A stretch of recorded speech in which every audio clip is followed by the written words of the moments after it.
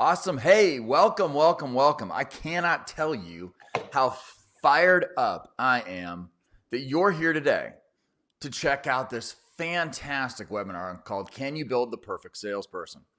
But before we get into that, I always love to see where people are calling in from because we have clients as wide as Seattle and all the way into Malaysia and Auckland, New Zealand. So if you will, real quick in the chat, just type in the city or state that you're here from.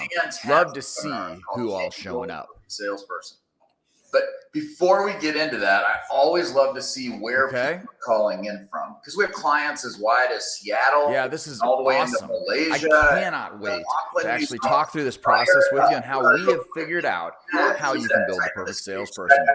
Now, here's an interesting thing, and I was so fascinated by it, was I wasn't sure whether or not you could.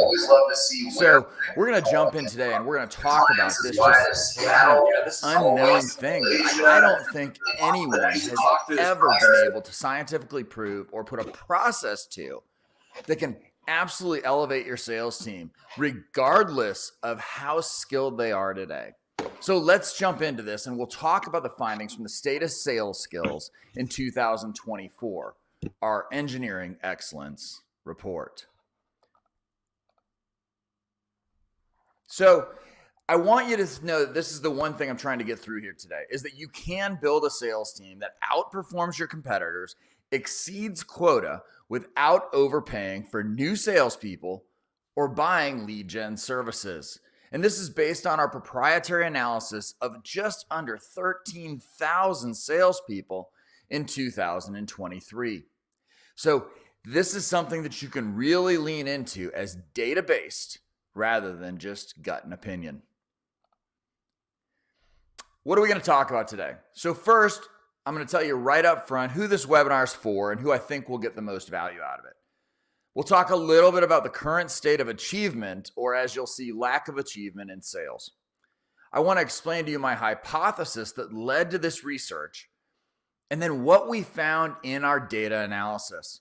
We'll show you that there is a specific path from good to great sales teams.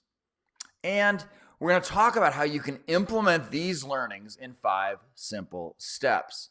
As a bonus, we'll show you as we go through that how we actually do it, so you'll actually see something as a baseline of how you might implement yourself. And then I'm going to give you access. You'll become some of the people with the first access to this groundbreaking report, the State of Sales Skills in 2024, Engineering Excellence. Okay, who is this workshop for? Well, first, our specialty is working with B2B companies, so you'll see a theme there. And we have 3 particular, say, personas, as you would say, that I think will get the most out of this particular webinar. First is you're a C-suite leader, an owner, or a founder. And you're trying to put together a scalable, repeatable way. You're trying to answer the big questions. What can I do to actually position myself against my competitors, industry, and market, regardless of what the economy does over the next 24 months? Then sales leaders and managers. I think this is going to open your eyes to how we can proactively go after, coach, and think about the improvement of our teams and ourselves.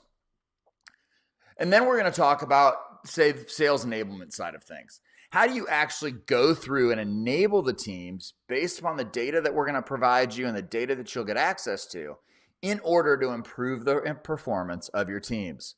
So if you're in one of those 3 buckets, I can tell you whether you're a founder and you're selling yourself and you got 2 sellers, or you're one of the biggest companies in the world, like we've had as clients also with 500-600 sellers, I think you're going to get a tremendous amount out of this webinar that you can take and start to apply today. But tell me this, if you're in one of these 3 spots, do me a favor real quick, jump into the comments again. And if you're in C-suite or in ownership, type a C, right? If you're a leader or manager, type an L. And if you're in sales enablement, type an E. Love to know who's actually in the room so that we can have some conversations and I can adjust on the fly a little bit as we go through this process and try to help you improve the state of your sales teams. So type it in the comments real quick. A C if you're an owner or C-suite, an L if you're a sales leader, or an E if you're in sales enablement. So type those in so we can look at it. Now, one thing I do want to mention is please be active in the comments. Be active in the chat, because what we want to do is see what it is you're thinking. What are the things that stand out to you that are different, that you hadn't thought about? What are the questions that you have? My team will be in and out of the chat throughout this webinar and be able to actually answer some of those questions or point you in different directions. So please be active. Don't be afraid. Don't just be a bystander, and actually get in here and let's have real conversations. But here's why you should stay until the end, though. I know I've mentioned it, but this is groundbreaking research on how you can build the perfect salesperson. This is almost 50 pages compiled in a way that I would have wanted it when I was a sales leader or a CEO of a large sales force. It's everything from the summaries and the key findings. In the first 15 pages, you'll get almost everything you need in order to know what the path looks like to take a team from good to great. Now, what's also awesome about this is we compare what's the difference between the bottom 10% of performers and the top 10%. And then we give you more and more detail on every individual attribute that we tested, how it's different between the different stratospheres of sellers. And so you have almost 50 pages, 48, I think, that you'll be able to go through and you'll be able to take and use it as your guidebook and your framework for how to develop world-class sales teams over the course of the next 12 and 24 months. So stick around to the end. I'm going to show you exactly how you can get access to this today. But let's back up with the big picture. Why am I asking, can you build the perfect salesperson? And so I want to talk you through it. And the reason I'm asking is this, is that sales teams, results are getting worse. The ROI on these teams is actually decreasing over time. And that's not a good spot for us to be in. So here's an example. I mean, look at this for quota attainment from 22 through to 23 to last year. The red indicates 2023. The green indicates 2022. And in all cases, except for SDR, your appointment setters, it's down significantly. You know, the strategic account executive from 52 to 38, that's unbelievable. That's almost a 25% decrease in their quota attainment. The small business AE, they're down. The mid-manager AE or mid-market AE, they're down from 50 to 40. That's a 20% decrease in quota attainment. Enterprise AE is down. Account manager is down. And I said, well, I know 2023 has been a tough year compared to some of the stuff that happened in the previous years, but maybe it's just where I got the data. So let's see what others people say about this data. Well, here it goes. Hiring quota in tech. Hitting quota in tech has been increasingly challenging. You can see this. It shows it's down. The state of sales, it says in the first half of 2023, only 27% of reps made their quota. 39% of deals slipped. And if you wonder why deals slipping matter so much, your win rate gets cut almost in half when deals actually slip. So give me in the chat real quick. Let me know, are you seeing this? So if you have your reps, and if you have more than 50% of your reps achieving almost 90% of quota or more, hit yes. If you have less than 50% of your reps, so they're not achieving the quota you want, type N in the chat. Let's just see how this compares to the actual population of people that we have here. Because I think the most interesting thing that we have to understand is this. 91% of organizations failed to hit sales quotas this year, their sales forecast. Think about that, 91%. We often talk about the individual seller with the ignoring of the organization or the company as a whole. And if you look at the 8 conditions listed here, market conditions, lack of experience, misaligned sales activities, etc. 6 of those 8 are within your control. 6 of those 8 are within your control. And so we're going to show you a path to where you can actually control some of these things and improve the outcomes of your sales teams. Because what we can say today is sales teams are producing less return on investment than maybe they ever have in history. But let's go a little bit deeper. Why is it happening? Well, the first reason it's happening is, believe it or not, you've probably seen or heard, but they're only spending 24% of their time selling. The most disturbing thing about this, besides the fact that that means less than 1 in 4 hours, so 2 hours out of 8, I even did the math wrong. So that's silly. But just in 2000, this number was about 32%. And so in the last 3 years, this sales tech stacks, the difficulty of getting through to people, whatever, they're spending less and less time selling. And the problem that really compounds itself is sales is the second most in-demand job in the world. So now you have people spending less time doing what they need to produce a return and to be successful. And if you haven't noticed, pricing for many of those positions, or the people you would consider experienced, has gone up significantly. But here's the other side of it. Because you're having to pay a premium for the experienced folks, there's a lot less experienced folks coming into the market.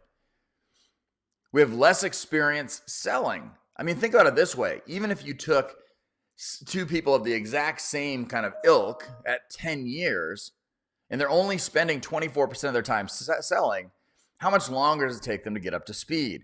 Or if you're hiring people who have less experience in sales, whether they're younger or older, they're also struggling mightily. I think the other thing that happens here is that you just got to look at this. I mean, when was the last time you were interviewing candidates? And I'll tell you what, when I look at resumes, it's a year here, a year here, a year here, a year and 6 months here. Turnover is through the roof in sales, partly because they're able to jump for small incremental increases in salary. And then what else? Last, they're feeling burnt out. So it's interesting, as much as remote work and those things have contributed to this, they're still feeling burnt out even though they get to work out of the house. Some of that is maybe they're answering emails at 9 o'clock at night because their office is just down the hall, and in the office, they can hear their Outlook and their Slack ding, ding, ding, ding. And so they're working harder and longer than they have, but it's not doing the right things to influence results. And we would be absolutely remiss if we didn't talk about the impact of sales leadership, which is completely understated. And I'll give you 2 stats. One, in the last 2 years, 50% of organizations have a new sales leader. Look around you, and the sales leaders that you see have probably only been, and you might be one of them, in the organization for under 2 years. And now think about this. As things get harder and making quotas harder, and as a sales leader, look, my heart's with you. Because a lot of times ownership and executives will tie your hands behind your back because they don't understand how complex the idea is of building a really top performing sales crew. So they don't give you budget. They don't give you the other things. And if your team's not making your forecast or your quotas, that's why 85% of you are considering taking another job. And it bears out in the data because the average sales leader is only in their role about 18 months. So these are the things that are contributing to such poor performance in the state of sales. So I'll pause here. Can we all at least agree that this is a big challenge we must address? Now, just give me a Y or an N for yes or no in the chat and in the comments, because this is a massive challenge. You want to know why people are talking about AI replacing sales? It's because sales has become so ineffective that they don't understand how AI can't replace it and be more effective. So give me a Y or an N in the comments or the chat. Yes, this is something that we must address, and that's why we're here, Ken. Or no, and that'll tell me you're here just to kind of see what's up, which is cool too. Those are all good reasons. So my thought is this: there has to be a path to build the perfect salesperson. But am I wrong? I mean, I just didn't understand. I cannot understand in my time in this business, which is 8 years of sales training, consulting, processing, working with some of the fastest growing companies in the world. We've helped three companies become unicorns. We've helped companies grow from 2 to 600% in incredibly short times. But I'm like, but why do some get it and some don't? I mean, I know there's $20 billion that's spent on training for your sales teams each year. And I know there's a lot of great sales trainers and enablement folks, whether they're outside resources or they're within companies. And I've met them and they're fantastic.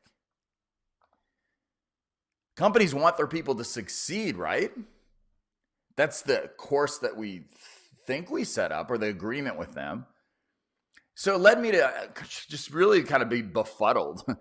Why do some people flourish while others, well, they don't? And what we're seeing from the data that we just talked about is the vast majority of sellers out there, salespeople in the organizations that you're working with, through, and for, are not being successful. And it drives me crazy because we have some great success stories. So I know what we do helps, and there's people who can do it. You know, Randy, I've known Randy since 2011, and he's been the number one salesperson since 2017 in fintech. Once he got it, he got it. Rodrigo hadn't sold a thing for the company that he was with. And then we came in and he sold $2.5 million in the next 6 months. He sold just under 5 after that. And then 2 years later, he sold $21.7 million, became the number one seller in his company.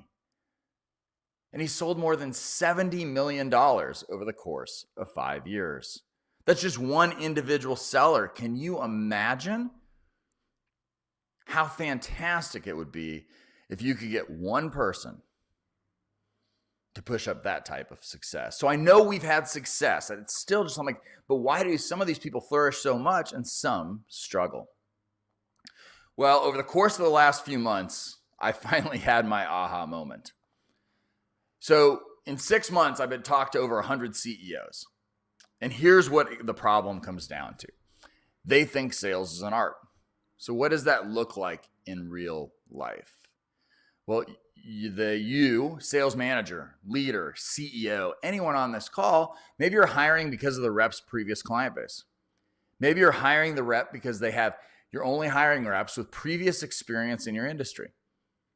You might have the belief you're either good at sales or you're not. You're not sure what drives success.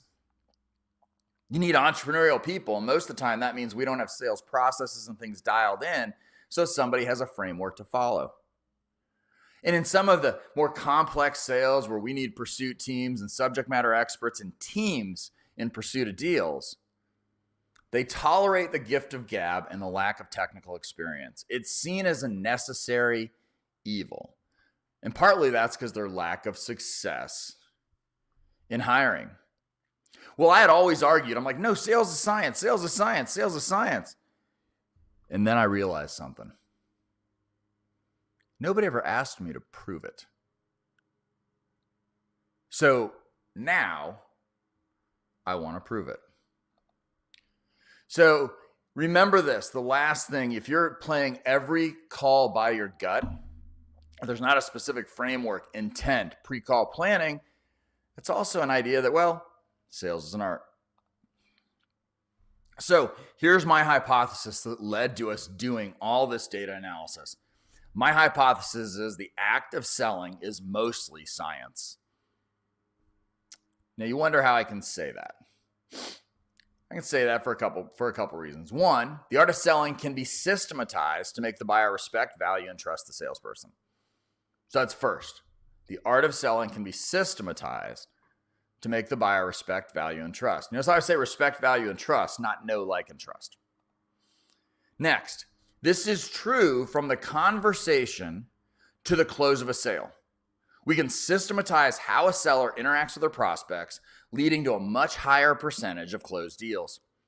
Think about it this way.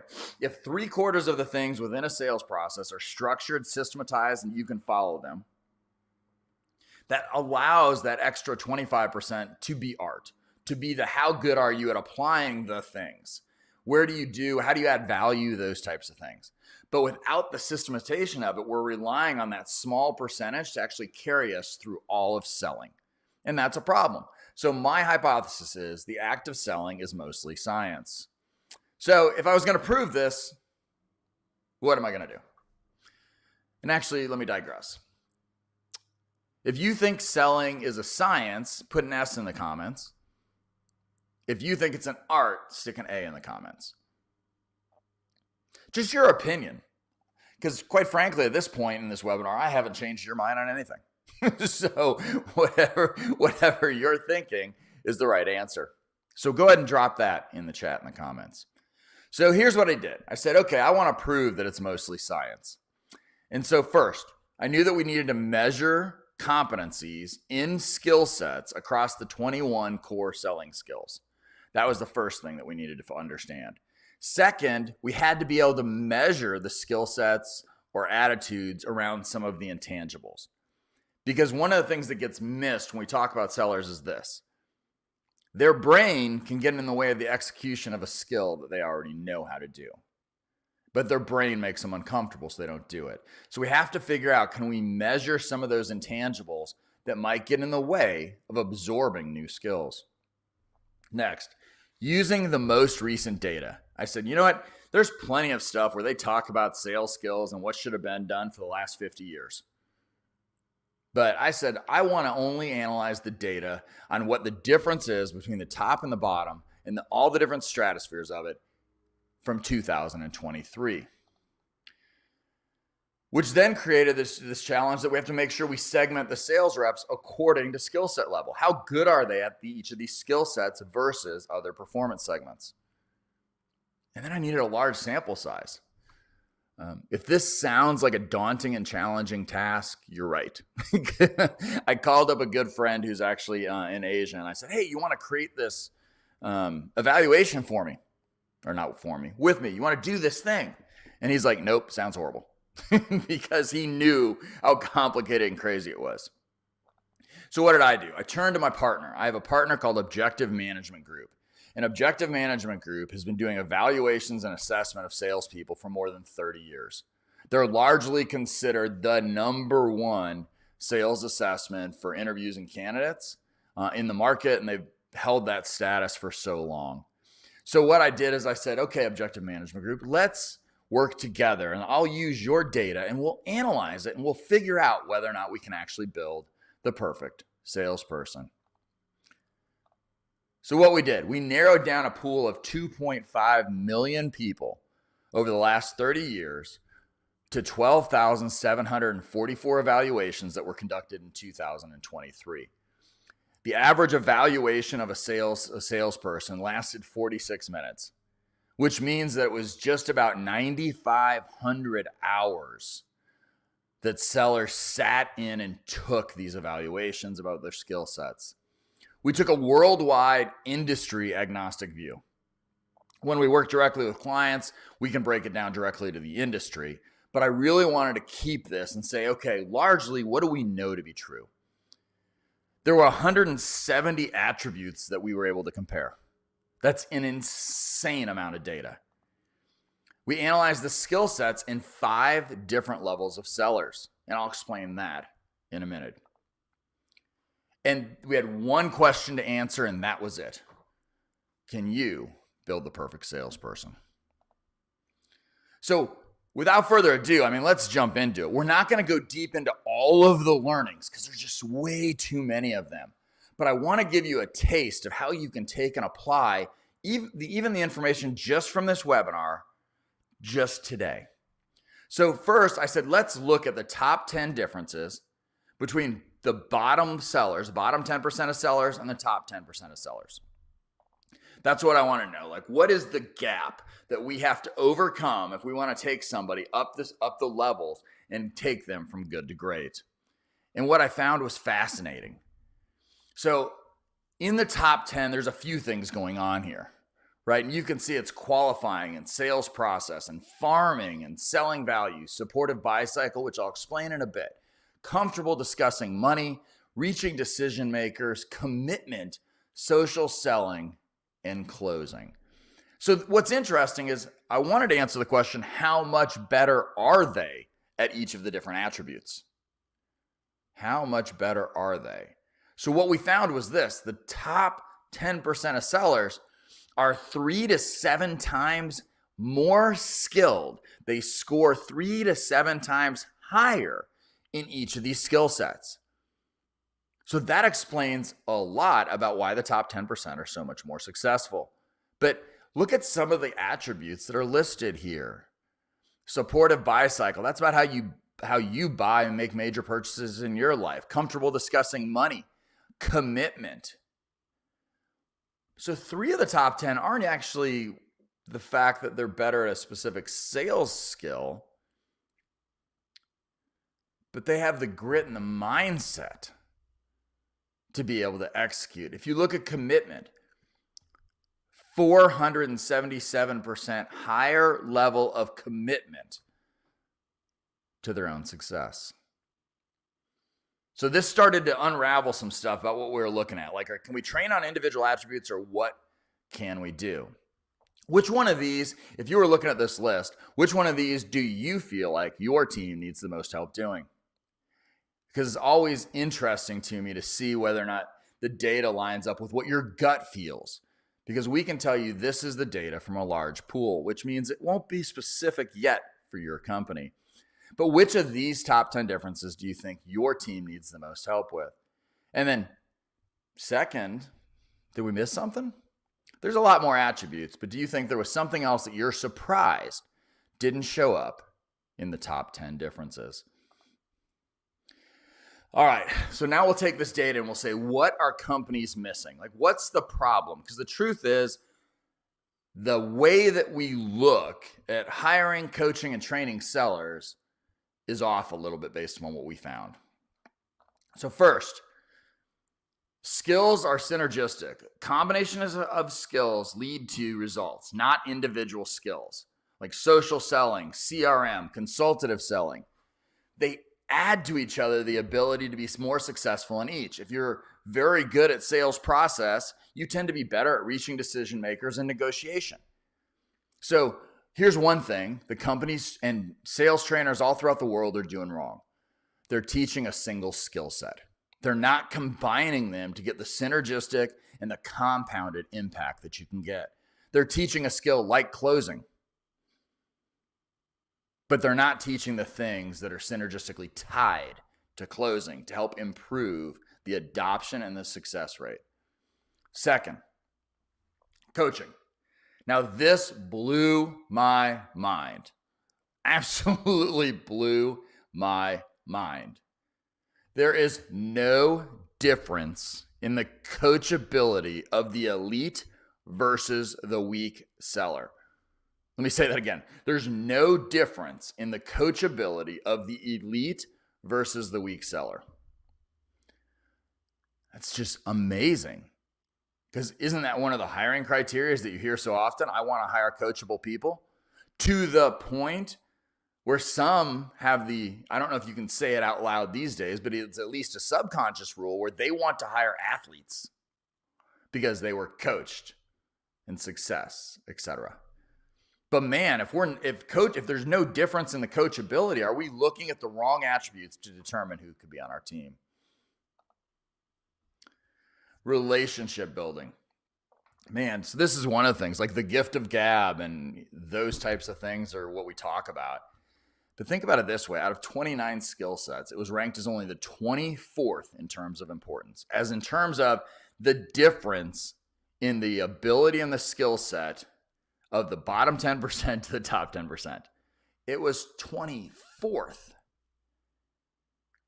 And once again, we're hiring based on relationship building. Do we feel they can? Do we feel that based on their previous book of business, they have relationships? Man, just think about that. Like, which one of these surprises you more, coaching or relationship building? Put it in the comments. I mean, this just blew my mind. And then the other interesting thing was this. The way they make major purchases ranked 7th in the most significant differences in skill sets. We will often say that companies buy the way they sell. So if it's Walmart, they sell on price, then they're buying from vendors on price. Right? If it's Peloton, they're buying on quality and outcomes because they're selling on outcomes. That also comes through with sellers. And so it was amazing to me that if you think about this, this shows up in the top 10. And I'm going to bet that 90% of the people on this call have never tried to understand how somebody goes about making major purchases and how that would apply to them selling the product or services in your company. It's amazing to me. So what else does the data tell us? First, consultative selling is particularly prevalent among the top 10% of salespeople. That doesn't surprise us so much. The question is, how do you do it? Second, CRM proficiency. So here's good news for all you sales managers, leaders, and CEOs who keep jamming all your people to get better at CRM and get their data in. Top performers utilize these tools more effectively than their lower performing counterparts. It actually works. Next, we have to be aware of the following. There is a progression of skills. I can't tell you how often we meet people and they're like, hey, why can't you just come in for 2 days, teach us, and leave? Because it's a progression of skills. And you'll see that as we lay out the training path to go from good to great. But the analysis said there's a progression in skill proficiency and as salespeople advance from lower to high performance levels. So we have to understand it's reinforcement. Sales is like one of the few places in the world where we say, hey, we'll teach you it once and then you can remember it for the rest of your life. That doesn't work. You know, sometimes they'll call salespeople like sales athletes. Well, those athletes practice. Can't be like Allen Iverson for those of you who are basketball fans. We talking about practice? Because he just wanted to show up for the game. We don't want to do that if we're in sales. Here we go. This is exciting. This is awesome. So how many people want to know how to build the perfect salesperson? Wave a hand, give me something exciting, an exclamation point, something in the comments. I'm going to show you right now a sample path on how you can build the perfect salesperson within your organization. And the first thing we have to do is we have to understand the sales percentile index, which was put together by our friends at Objective Management Group. And the sales percentile index tells us how individual sellers stack up and what area of skill set they have versus their peers.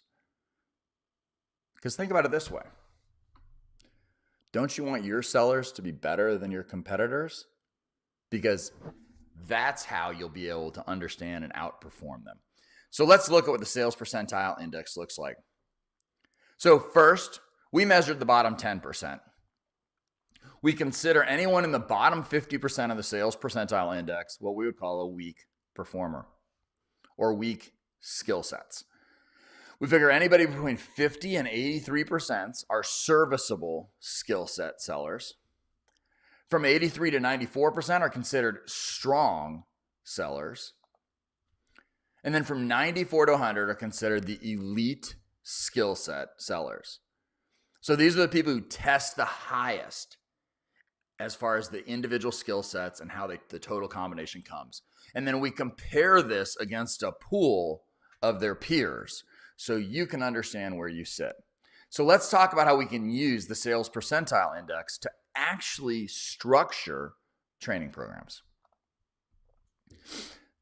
As we do that, let's start to talk about what the fundamentals look like on the path from good to great. We have to have some mindset stuff. And if you're a sales leader, you're a sales enablement person, we need to be able to bring our crew around on this too, our executive leadership team, the decision makers who are going to approve your budget, those types of things. So one, fundamental skills is a foundation. When was the last time you tested somebody for their fundamental skills or made sure you taught them those fundamental skills as opposed to thinking they had them? Second, it's incredibly important that the technology enhances the performance. Something weird that's happened over the last few years is we've had access to data. As you get more and more data being thrown at it, you get more and more admin being done by sales and less sales. So technology should enhance the performance. We need to be okay with the idea that it's smaller progressions for top performers. Because here's the feedback you might get that we get from some of our clients. Well, my top performers are my top performers, so why do they need it? And my bottom performers, I'm not sure if they're the right people. So why should I invest in them? Well, at a minimum, because smaller progressions for top performers, 1, 2, 3 things that they start to do consistent and over again, it'll take them from producing 3 million to 6. It'll take them from producing 5 to 8. They make bigger leaps with smaller progressions. And so we want to know that, and we want to encourage our top performers to be in the process. We cannot ignore psychological and interpersonal skills. We have to understand how the conceptual stuff in our heads is contributing to our performance. You must understand that there's an interconnectedness of skills. You can't just teach one thing. You got to teach things that come together that make a logical sense about how they'll improve one another. So even when somebody thinks they're studying something completely different, they're actually getting the skill sets to enhance another skill. Nurturing relationships leads to growth, things like farming and account management. Moving from product-centric to client-centric. And I will tell you there's a massive gap in understanding of what that looks like. Because most of the discovery calls and the calls that we listen to, the recordings we listen to, they think they're client-centric, but they go to solve too early and they're product-centric in nature. And finally, adaptability and continuous learning. You can't just do it once, and you got to have a path to continue. So here's what we do. Let's talk. How do we go from the bottom 10% to a weak seller? Well, here's part of this challenge that you need to understand. The focus here is on belief and mindsets about selling. This is the hardest thing in the world for you to change. Outlook, controlling emotions, whether they need approval, if they take personal responsibility, if they have self-limiting beliefs, are they motivated, are they okay talking and discussing money? So the focus here is beliefs and mindsets about selling. And this is a path if you have some of those people and you want to put time into them. I would generally say this is the group you want to stay away from in hiring for your organization because it's going to be a long, long road to get them into a place where they're serviceable. So now that we've taken people and we've said, okay, now we have weak sellers. And let's say that you have people from the 40th percentile, into the 40th, 50th percentile. We're trying to make them more serviceable. What does that look like? Well, the focus here is practical skills. Remember we said foundational skills is where we need to focus.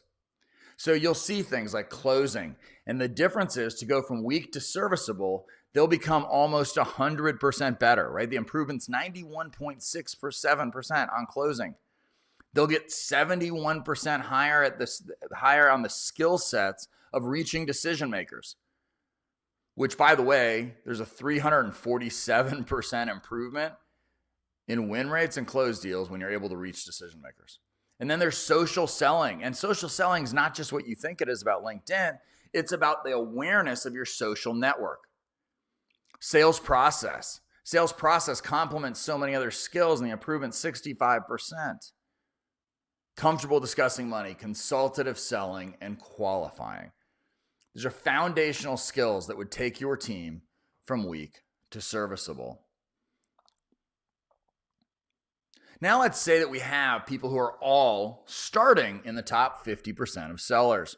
And we want to take them from that kind of 50 to 70% all the way to be somewhere between the 83rd and 94th percentile, right? So let's say we took the team from weak to serviceable. We saw the improvements we wanted. And now we're like, well, how do we structure the training for the next level? Here's how you do it.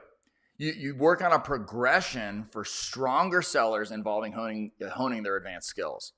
Now, the underlined components on this slide are things that we started teaching, moving them from weak to serviceable as foundations. But you'll notice that we're actually repeating that while adding a couple things. We've added the ability to take responsibility for their own success and failures. And we've added farming because really good sellers have an opportunity. They understand how to expand accounts and go from relationship to relationship looking for business.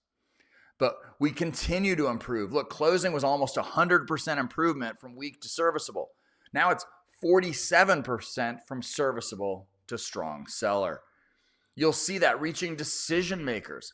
That was a big gap and jump in improvement we had from the weak to the serviceable. And now from serviceable to strong, again, there's another 35% better jump. So this is how we're going to move them up into that strong performance level.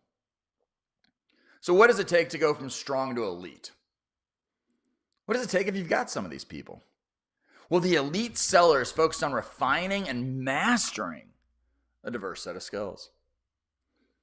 And look at this, responsibility improves again. Like we're taking more and more responsibility, the better and better our skill sets get. Closing continues to improve. Farming continues to improve. We start to understand how the way we make major purchases actually impacts how we sell in our supported buy cycle. We're improving our account management skills. Reaching decision makers again, social selling again.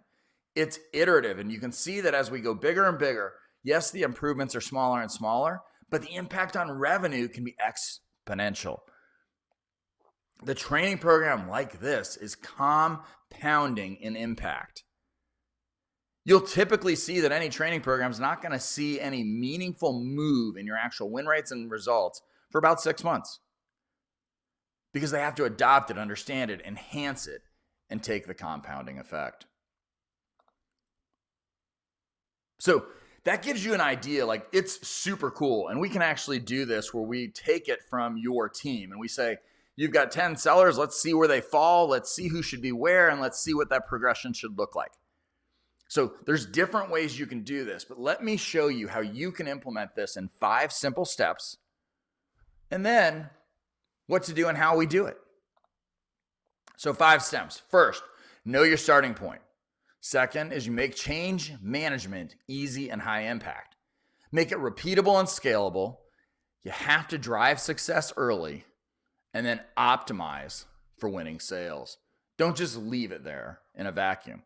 So let's break down each of these points a little quicker. So knowing your starting point, you have to identify the hidden sales blockers and you have to identify where their skill sets sit in terms of where they sit in the sales percentile index versus others. You then can uncover the stealthy issues that sabotage sales success. Things like grit, mindset, and then traditional tactical sales skill sets. You need to be able to answer the big questions. Do you have the right people on the team? Who do you need to coach? Who can actually make their way up? Who's committed to succeeding? Who's in the right role and who needs to be in a different role? And then whether you're a sales leader or you're in sales enablement or you're a CEO, we have to understand the ROI.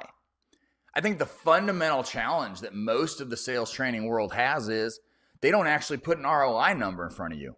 You call them up and you say, hey, I need some training on helping to make my people better closers. And they go, cool, here's our closing course. Well, let's look at the totality. Let's understand, hey, if we invest $100,000, if we invest $20,000, how much is the potential upside and how long will it take? It's a great way to really start to understand and isolate where you are today. So how do we do that? As I said, I'd show you. Step 1 with us is the first thing we do is we take our clients through the objective management group, through their sales effectiveness and improvement analysis. We do the same evaluation with you and with our clients that we did and analyzed for the 12,744 sellers that we took the data from for this study. But then we take it a step further. That then leads into the revenue acceleration roadmap. And the revenue acceleration roadmap is a short roadmap, 5-page document that's going to answer the questions you need answered. How much can we improve? How long is it going to take? Where are we really good with our people? Where are we really bad? What do our systems and processes look like? And we're going to give you a short, abbreviated version that you can actually take and tactically apply. Second, make change management easy and high impact. You got to create customized learning paths. These should be focused on the highest ROI skills for each skill level set. We'll look at those a lot of times like a 101, 201, 301. Or we'll change the stratosphere where it's not just a training, but the 201 and 301 might be more one-on-one coaching. How do we get the impact that we need? Weekly reporting on the training progress should go to the entire team. Let's be realistic. You can learn a lot from the people who aren't doing the work that you've asked them to do. This helps with the improved accountability because now it's not just you or your manager, but they're kind of self-policing one another in order to make sure everybody stays accountable.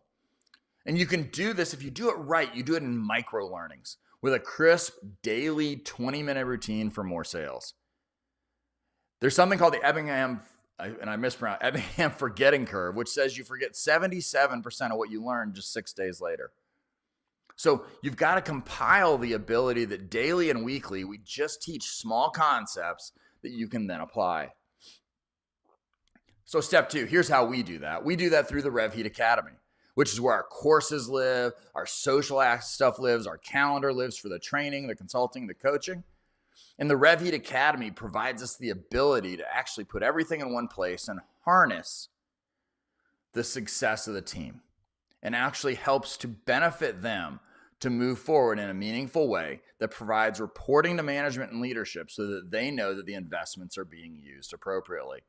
And we do this in the RevHeat Academy, and then we also do this private label and white label for other clients. But we really have to have a technology base that's going to help you do this step. Next, make it repeatable and scalable. So 1, deploy a sales blueprint and frameworks which create real value for the client and the sales team.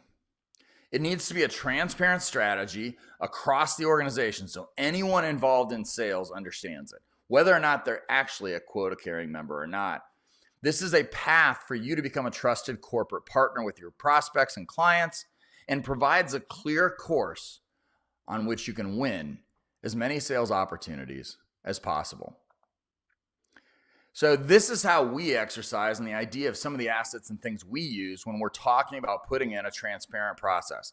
We have things like the perfect discovery meeting, which is a 6-step process that you can follow in discovery so you always know where you're at and how to provide the most value for the client while also getting the most answers so you understand their true problem.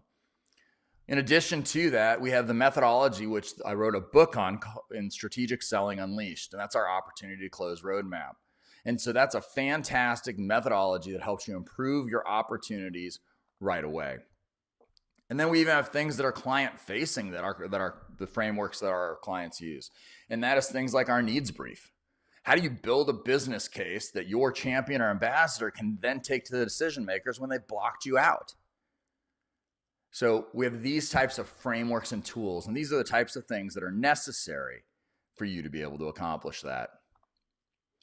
Next, drive success early. And you have to be intentional about this. And you can do this by providing direct insights from experienced sales experts, i.e., you either get some help or you have to spend more time coaching. You have to spend more time analyzing the sales techniques instead of the deal. And the difference in that is you get off a discovery call where they schedule the next call and they go, what do you think? And you as a sales leader, manager, or enablement person goes, oh, it was good. And then you start talking about the deal and next steps instead of, well, tell me why you did this in the call. Why did this happen? Why didn't we go this way? What would you have done to improve it? You have to talk about the selling motions to improve them. And that should be customized, actionable guidance on actual sales scenarios. Must be reinforced during your pipeline reviews, and you've got to have a structure to do so. And then what's awesome when you put these things together is that whether you're the CEO or the sales leader getting funding, people are comfortable to continue funding the programs. This will elevate the skills in real world situations. How do we do that? We do that through a number of structured programs. So one is we might provide group coaching that does deal reviews and those types of things on Zoom. We might do one-on-one coaching with specific sellers and go through how they're applying the processes and how they're applying the things they're learning. And then we also have another place where we have groups. So say you have a smaller company and you don't want your people to feel like they're in it alone, we have another thing where we have groups where we can put a full group open office hours that people can show up to from any company at any time to ask about specific deals. Now, clearly we say, don't tell us the name of the client. Don't talk to us about specific pricing in order to make sure that it works for everybody. All right. And then the fifth step is that we need to optimize for winning sales. Too often what actually happens is we're concentrating on just collecting leads instead of converting sales. And it's a massive waste of money. We've got to focus on turning pitches into partnerships. So as Jason Trutman said, who's one of our previous clients, he said they've got to feel like you've put their shirt on, like you're wearing their company shirt so that you truly understand their problem. Remove the bottlenecks. Look for the bottlenecks in the different components of your sales process. Where are things getting stuck or not continued? This will help you drive more efficient sales. And what's awesome about this is that if your sellers get better, you get to cut back on spend while you scale up sales efficiency. If your overall team is performing at a higher level and carrying a higher number and doing a higher amount of sales, you don't have to hire the extra people. I would bet right now many sales organizations are overstaffed based on the lack of performance of their sales teams. So they hire more and more people thinking that they have a limit on how much each of those people can sell. And there might be a limit, but at the same time, it's probably not the one you think it is. And here's what this means. Think about it this way. Most companies don't break out their win rate on new logo versus existing accounts. But if we talk about new logo alone, which where we on a regular basis improve your actual closing rate by over 300%, think about what this does. If you take a 10% net new logo rate, move it to 30, you can do 3 times more sales without more leads. And somehow this is the piece that gets missed. We'll go spend massive amounts of money on lead gen agencies and massive amounts of money on outsourced SDRs, and we'll spend massive amounts of money on marketing. And then we'll miss the thing right in front of us that's bleeding money, and that is optimizing for winning sales deals. How do we do that? We do that through our methodology called the Opportunity to Close Roadmap. And this is the actual results of a real client. And you can see it's a prescriptive, you may not be able to see this, but it is a prescriptive process that has a scoring system attached to it, which is what you see on the bottom axis. And so because of that, the higher the score, you can see the propensity for the deal to close or the win rate increases significantly. That's how you focus on converting and not just collecting leads. Here's what happens when you get it right. So Big Nerd Ranch had 2.5 years of declining sales. Their credit lines were maxed out. They were on the verge of bankruptcy before they started working with us. And then what happened? Well, $4.5 million in net new sales in the first 6 months, $12.2 million in sales in the first 18 months, 312% growth in 3 years, and 528% growth in 5 years. Can you imagine how that would feel? And I'll tell you what, they did it with the same amount of sellers. Let me say that again.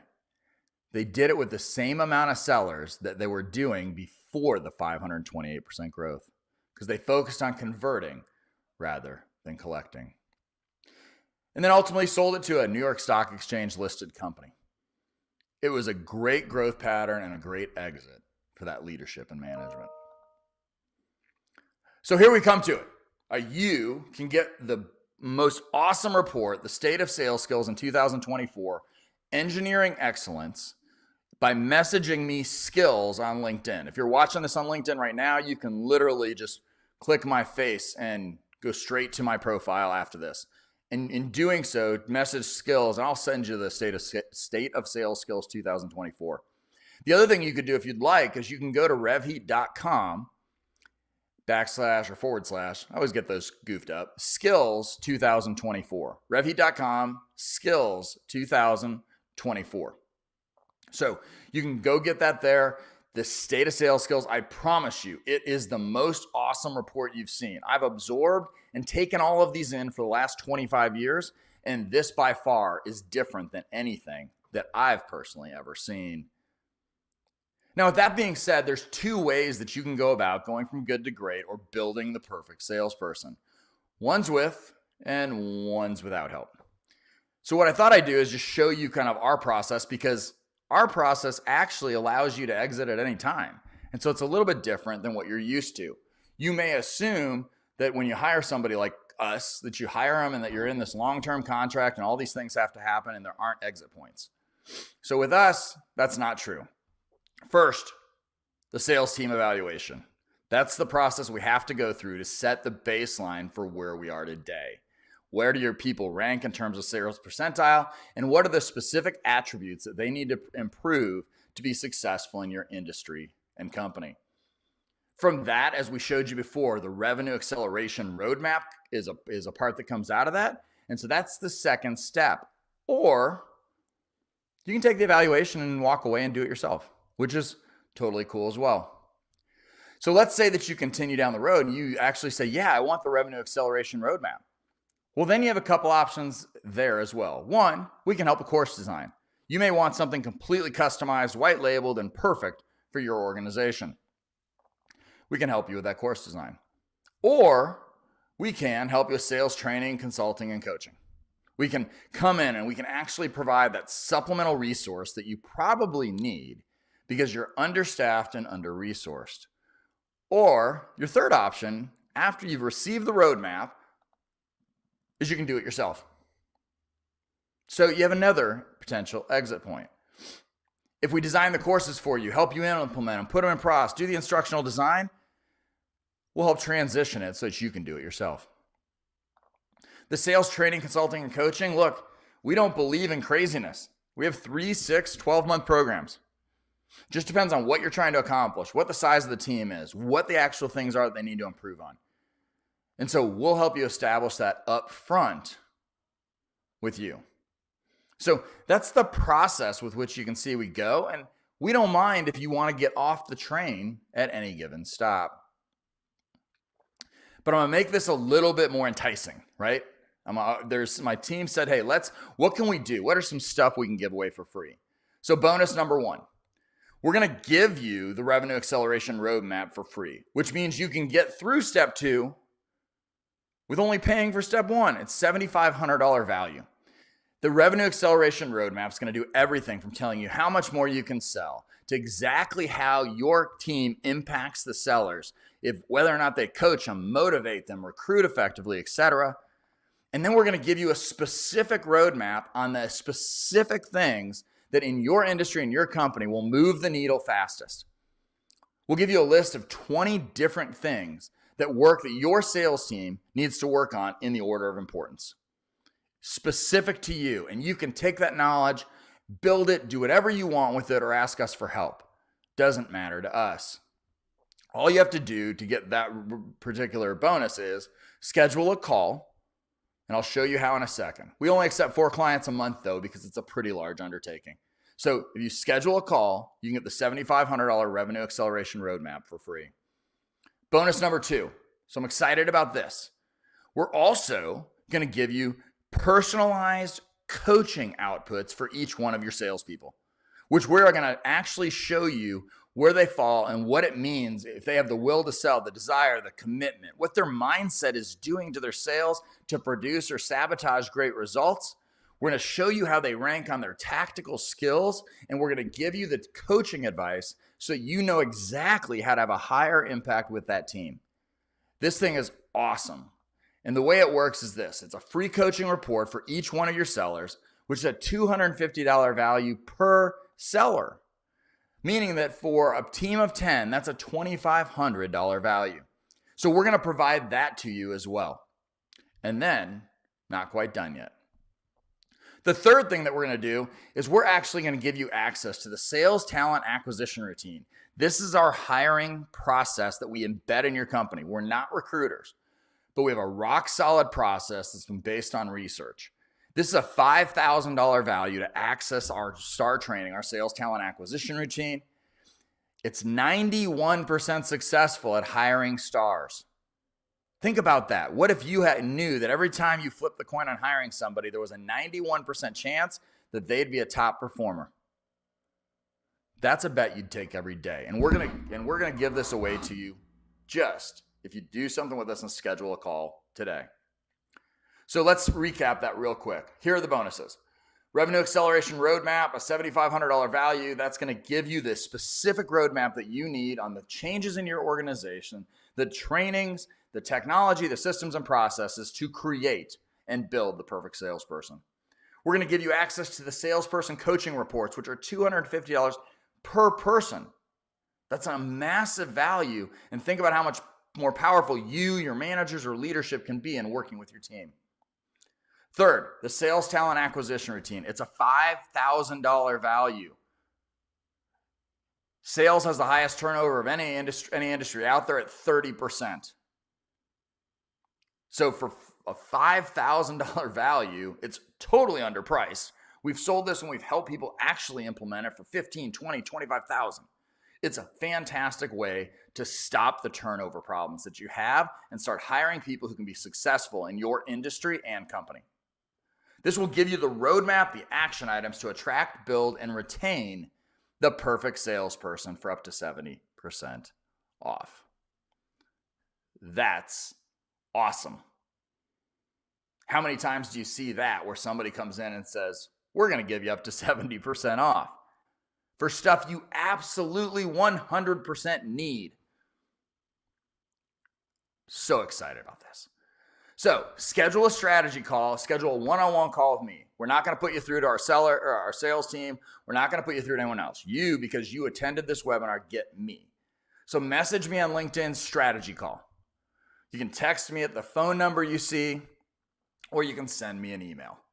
But schedule a one-on-one strategy call with me. I can't wait to talk to you about what's going on in your organization and the things that you might be able to do in order to improve the effectiveness of your team. But remember this, here's one thing that we know to be true. Our data suggests and says you can build the perfect salesperson, and we'd love to help you. So thank you so much. I appreciate you being here, and I will be glad to answer any questions you have. If you want to message me, shoot me a text, give me a phone call like the old-fashioned days, or send me an email. There's nothing more that I'd like to do than just to talk to you and understand what are the challenges that you're facing. The truth is, I don't know you, you don't know me, so we may not be able to help.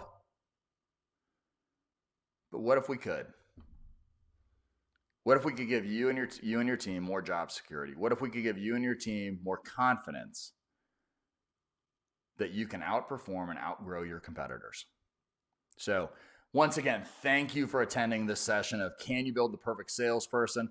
The State of Sales Skills in 2024, Engineering Excellence. My name is Ken Lundeen, and I'm out of here. Everybody have a great day.